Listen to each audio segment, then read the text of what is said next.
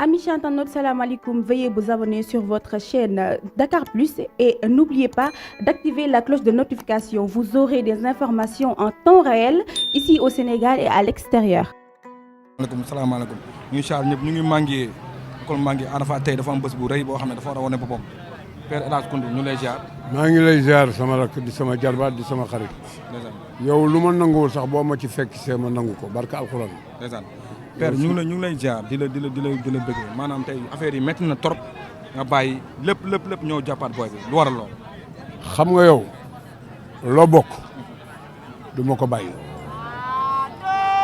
te demoo caaxaan te nit doo ànd ak moom ci bëgg ko rek ngir la moom la te fekk du moom yow demee woon noonu ba ma toogee ak yow da nga na ma Père ñun say doom lañu te Ada sa doom la ma nangul la ko nangu kàddu yi nga wax Ada defal na ma loo xam ne amul benn mbër bu ma ko defal tey suma feebar muy sama hospitalisation muy samay ordonnance lépp Ada ko jënd ba mu des ordonnance boo xam ne ku ñuy wax njool yore suma doom kooku duma ko fàtte ba ilaa yawmi diin parce que il m'a soutenu kon alhamdulilahi rabbil alamina di ñaanal Ada ndam lii nga xam ne mu ngi ci kanamam ñëpp teg ko di xalaat ku koy jël yàlla na ko Ada jël ci barke yonent bi. waaw ñu gis ne Ada Fass dafa nekkoon ci ay tolof yu métti sax yu métti nga jëlaat booy bi indi état de forme bi nii Père foog nga wax ñu. secret bi quoi. waaw secret bi waaw. xam nga yow loo bokk doole day daal di ñëw. parce que demee woo caaxaan te bu ma la nangulee yow xamal ne du ma demee caaxaan. Ada bi nga koy jot a xam avant muy ñëw di ñuy muy wax ak man ne ma papa bal maax yow xam nga forme bi mu yore woon doonul forme mbër mais ba nga taxawee na ma Père ma ne naam nga ne ma kii sa doom la xooluma Ada mais yow laa xool yow mii suma doom man nangul la ko te lépp loo xam ne coono la dama ko koy teg ngir yow ëllëg nga kontaan ci li may teg Ada te xam nga ne Ada soo ko xoolee nii ak forme bii da ngay xam ne kii mu ngi liggéey. waaw liggéey bi dëgg la seen diggante moo ak Zos waaw maam loo koy conseillé. Zos mentalité lay demee danaa la def lii danaa la def naa la teg tànkam parce que li muy dund ñun ñoo ko gën a xam bële nag Boy Niang suma doom la dégol mi jur Boy Niang man nag su ponkal bu ko Boy Niang déggee bu ko dégol déggee dana xam ne kii xam nañu bu ma saan bëre usu ponkal mi nga xam ne moo daan gunge Boy Niang usoo ngénte suma taaw muy suma xarit bi dégol yore ravin boobu maa ngi yore ñaani club jóge fa yore obox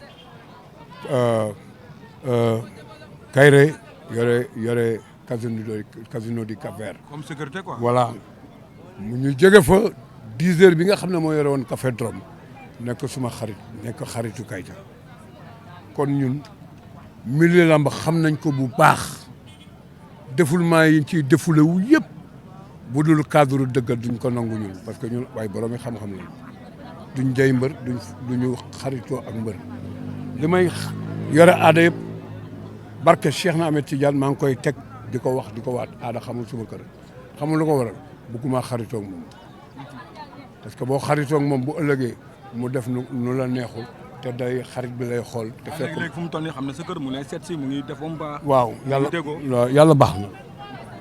yàlla baax na dana ñëw te damay bàyyi ba combat bi jot ñu defal ko fi benn xew bu rëy ci biir kër gi. Ada suma doom la. boobu da ngay woo presse bi xanaa. barke Cheikh Fall yéen ñëppay ñëw. waaw kontaan nañ ci yow. jërëjëf merci da ngeen jëf yow nag benn nga ci man. danaa la sant danaa la gërëm. parce que xamul tax dollar ma nga dëkk.